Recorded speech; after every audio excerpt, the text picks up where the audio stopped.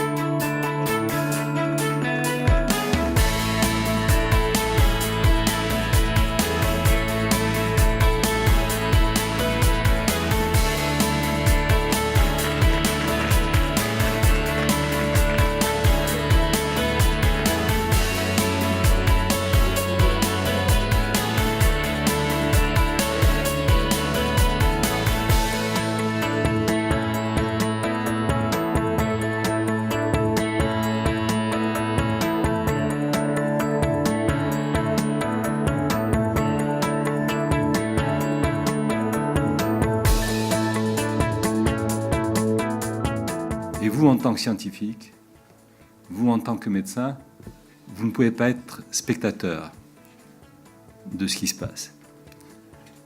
Si vous vous exprimez, si vous écrivez, si vous débattez de ces thèmes qui sont en dehors du cercle de vos préoccupations quotidiennes, vous serez entendu.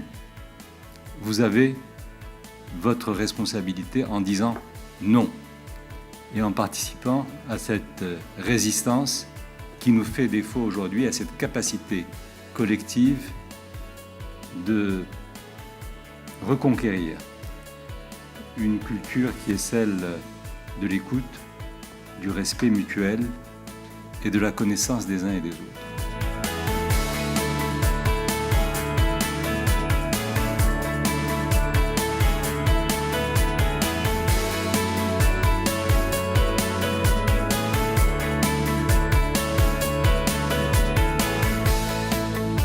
In addition to the situation regarding the availability of doctors and infrastructure and so on, if we compare Africa, North Africa to Sub-Saharan Africa, there is a difference.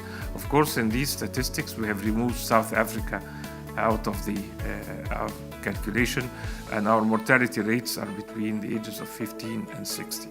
And if you look at the number of hospital beds in North Africa, they are about 1.5 per 1,000 of the population, while in Sub-Saharan Africa it is 0.7 per 1,000 of the population.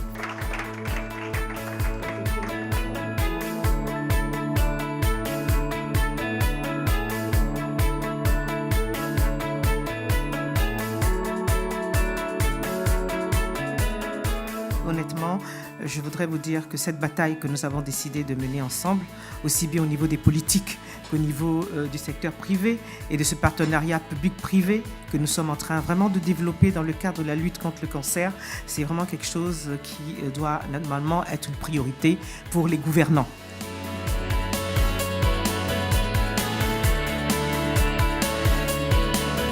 Le réseau médical intelligent que l'on doit créer aujourd'hui est le berceau de la manière dont on doit concevoir l'innovation et l'implémenter. Donc bien sûr, on peut avoir des éléments d'analyse différents. C'est les femmes qui initient l'innovation, finalement imaginer son futur au lieu d'attendre que ça tombe pour permettre à l'innovation d'arriver. Et finalement, le relationnel, ça reste très important. Les gens dans leur coin ne permettront aucun changement du monde dans lequel on vit. Il faut s'ouvrir aux autres. Il y a des conduites gagnantes, il y a des conduites qui ne sont pas gagnantes. Je terminerai sur cette citation. Innover, ce n'est pas avoir une nouvelle idée, mais arrêter d'avoir une vieille idée. Je vous remercie de votre attention. Merci à tous.